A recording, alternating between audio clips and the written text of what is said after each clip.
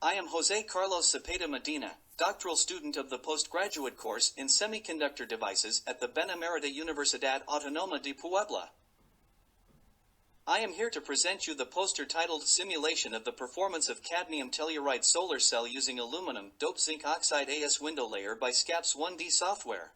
This work consisted in simulating a solar cell based on the aluminum-doped zinc oxide and cadmium telluride structure, using aluminum-doped zinc oxide as the window layer, cadmium telluride as absorbent layer, nickel oxide as whole transport layer, nickel as rear contact and aluminum as front contact, as can be seen in the figure. Through the software, the effect of the thickness and carrier concentration of the absorbing layer and window, operating temperature, series and shunt resistances on the photovoltaic parameters have been studied. It is observed that the performance of the device is similar when the thickness of the absorbent layer is between 2 and 6 micrometers, determined mainly by the absorption coefficient of cadmium telluride. When analyzing the concentration of carriers in the absorbent layer, it is observed that the best performance is obtained at a concentration of 10 to the 15 centimeters to the minus 3.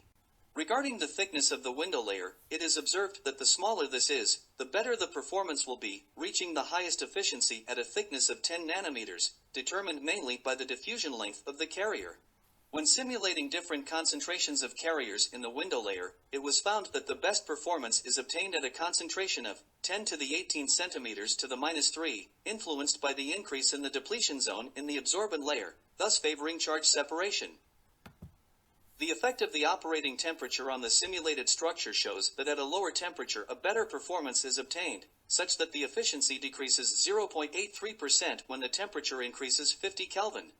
As for the series resistance, when increasing this from 0 to 20 ohms per square centimeter, the efficiency decreases 4.83%, and when decreasing the shunt resistance from 2200 to 100 ohms per square centimeter, the efficiency decreases 3.5%. Finally, these are the conclusions. Efficiency decreases with increasing window layer thickness and, on the contrary, increases with carrier concentration increasing. It was also observed that the photovoltaic parameters have an almost invariable behavior from 1.5 micrometers thickness of the absorber layer, and that the carrier concentration is a determining factor for the performance of the device, obtaining the highest efficiency at a concentration of 10 to the 15 centimeters to the minus 3. Resistance in series negatively affects efficiency, such that efficiency decreases up to 4.83% as resistance in series increases from 0 to 10 ohms per square centimeter. Efficiency improves by having a higher shunt resistance, increasing by 3.58% when the shunt resistance increases from 100 to 2200 ohms per square centimeter.